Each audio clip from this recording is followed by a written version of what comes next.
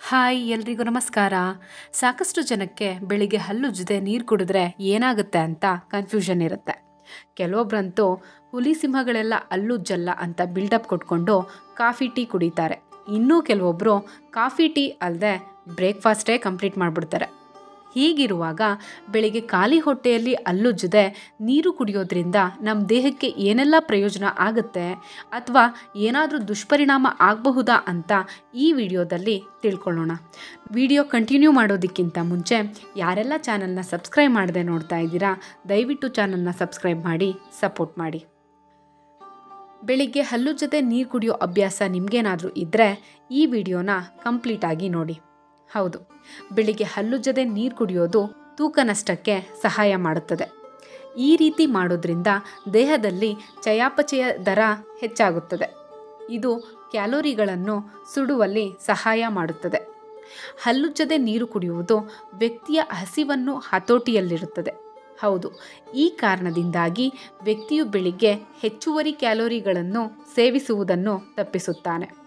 ಬೆಳಿಗ್ಗೆ ಹಲ್ಲುಜ್ಜದೆ ನೀರು ಕುಡಿಯೋದ್ರೆ ಬೊಜ್ಜಿನ ಸಮಸ್ಯೆಯಿಂದ ಕೂಡ ಪಾರಾಗಬಹುದು ಎಂಬುದು ಹಲವು ತಜ್ಞರ ಅಭಿಪ್ರಾಯ.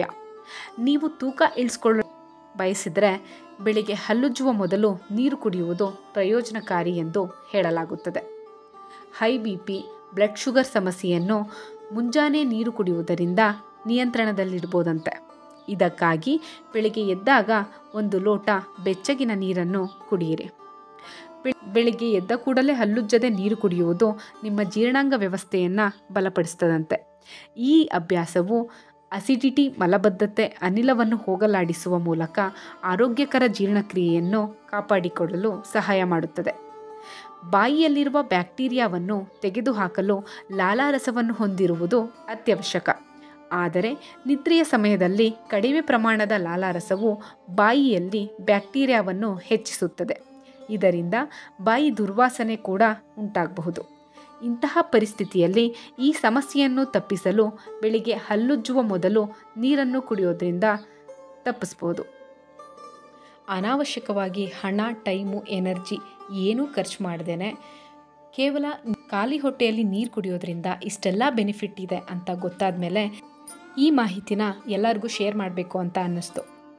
ಈ ಮಾಹಿತಿ ನಿಮಗೆ ಇಷ್ಟ ಆಗಿದೆ ಅಂತ ಭಾವಿಸ್ತಾ ಈ ವಿಡಿಯೋನ ಇಲ್ಲಿಗೆ ಮುಗಿಸ್ತಾ ಇದ್ದೀವಿ. ಇದೇ ರೀತಿಯ ಅಪ್ಡೇಟಿಂಗ್ ನ್ಯೂಸ್ಗಳಿಗೋಸ್ಕರ ದೀಪಜನ್ಯ ಕ್ರಿಯೇಟಿವಿಟಿ ಚಾನಲ್ನ ಸಬ್ಸ್ಕ್ರೈಬ್ ಮಾಡಿ ಸಪೋರ್ಟ್ ಮಾಡಿ. Thank you.